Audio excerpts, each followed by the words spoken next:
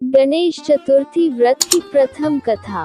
श्री गणेश चतुर्थी व्रत की पौराणिक कथा के अनुसार एक बार भगवान शिव व माता पार्वती नर्मदा नदी के तट पर बैठे हुए थे, जहां माता पार्वती ने भगवान शिव से चौपड़ खेलने को कहा।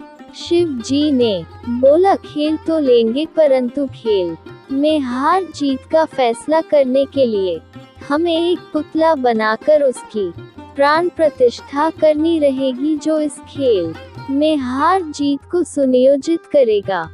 इस पर पार्वती जी भी राजी हो गई थी। तत्पश्चात शिव जी ने एक पुतले की प्राण प्रतिष्ठा की और उससे कहा, बेटा, हम चौपड़ खेलना चाहते हैं और खेल में हार जीत का फैसला तुमको करना होगा कि हम दोनों में से कौन हारा और कौन जीता। और उसके बाद भगवान शिव व माता पार्वती ने चौपड़ खेल खेलना शुरू किया।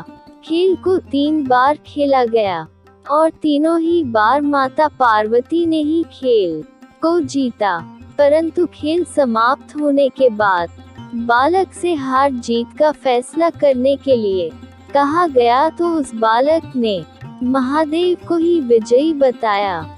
ऐसा फैसला सुनकर माता पार्वती को क्रोध आना निश्चय था और उन्होंने क्रोधवश उन्होंने बालक को श्राप दे दिया कि तुम लंगड़े और कीचड़ में पड़े रहोगे। जिसके बाद बालक ने माता पार्वती से माफी मांगी और कहा कि यह मुझसे अज्ञानतावश हुआ है, मैंने किसी द्वेष भाव से ऐसा नहीं किया था। जब बालक द्वारा क्षमा मांगी तो माता ने कहा, यहाँ पर गणेश पूजन के लिए नाग कन्याएं आएंगी, उनके कहे अनुसार तुम गणेश व्रत करो, ऐसा करने पर तुम मुझे प्राप्त करोगे। ऐसा बताकर माता पार्वती शिव के साथ कैलाश पर्वत पर लौट आई। पूरे 1 वर्ष के बाद वह स्थान पर नाग कन्याएं आईं।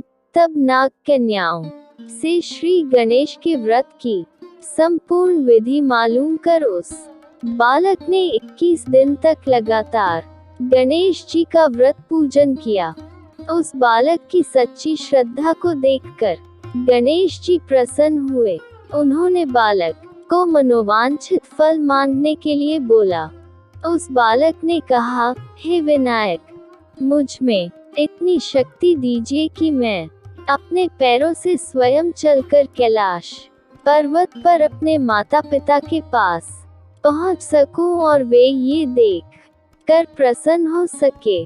बालक को वरदान देकर श्री गणेश अंतर्ध्यान हो गए। इसके बाद वह बालक कैलाश पर्वत पर स्वयं पहुंच गया और कैलाश पर्वत पर पहुंचने की अपनी कथा उसने भगवान शिव जी को सुनाई। चौपड़ वाले दिन से माता पार्वती शिव जी से भी विमुख हो गए थी, अतः देवी के रुष्ट होने पर भगवान शिव ने भी बालक के बताए अनुसार 21 दिनों तक श्री गणेश का व्रत किया। इस व्रत के प्रभाव से माता पार्वती के मन से भगवान शिव के लिए जो नाराजगी थी वह समाप्त हो गई। तब यह व्रत विधि भगवान शंकर ने माता पार्वती को बताए। ये सुनकर माता पार्वती के मन में भी अपने पुत्र कार्तिकेय से मिलने की इच्छा जागृत हुई। तब माता पार्वती ने भी 21 दिन तक श्री गणेश का व्रत किया तथा दूर्वा, फूल और लड्डुओं से गणेश जी का पूजन अर्चन किया।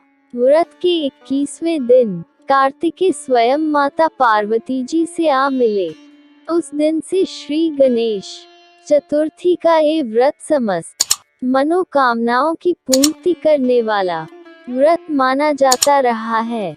इस व्रत को करने से मनुष्य के सारे कष्ट दूर होकर मनुष्य को समस्त सुख सुविधाएं प्राप्त होती हैं।